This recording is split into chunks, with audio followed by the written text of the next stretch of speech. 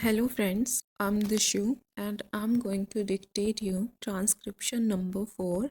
So please be ready. Dictation will start in 5 seconds. Sir, the Essential Commodities Act was passed 5 years ago, and when the minister yesterday came with an amending bill, we expected that he would give us a brief report on the working of this measure for the last few years.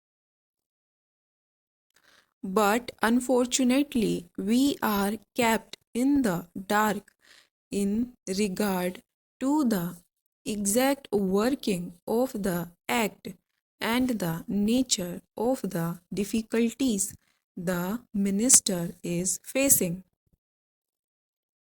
Sir, as far as I know, many of the provisions of this enactment have been observed more in violation by his agents at the state level. The food minister may be very earnest, may be very able, and may be very anxious to see that the various provisions of the Act are implemented in the most effective manner at the state level. But unfortunately, his agents at the state level are not equally enthusiastic or equally anxious to observe the provisions of this enactment. The most important objectives of this enactment are to control the supply and distribution of commodities and to maintain a stable price level. In regard to both these aspects, I am afraid that the government has failed to realize the objectives in view. Some time passed when there was scarcity of food grains. Attempts were made to make procurement from certain wholesale merchants and from rice mills.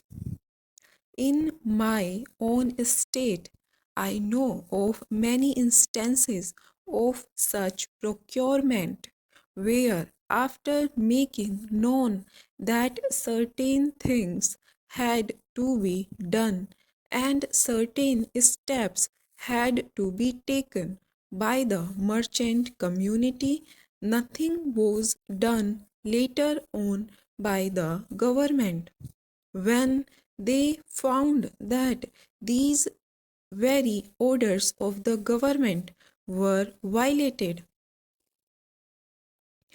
As a result of the violations, there was a consequent rise in the prices of food grains.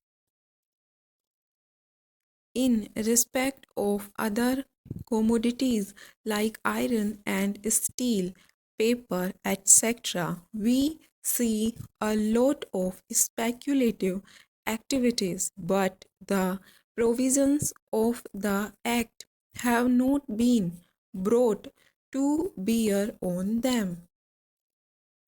Perhaps no case of prosecution was launched against those people who contravened the various provisions of the Act. We are interested to know in how many cases the government have taken steps to prosecute individuals who have violated the various sections of the Act. The minister said that the powers under the Act were not adequate. We sympathize with the Food Minister, but I want to know what action has been taken in this regard by the various state governments.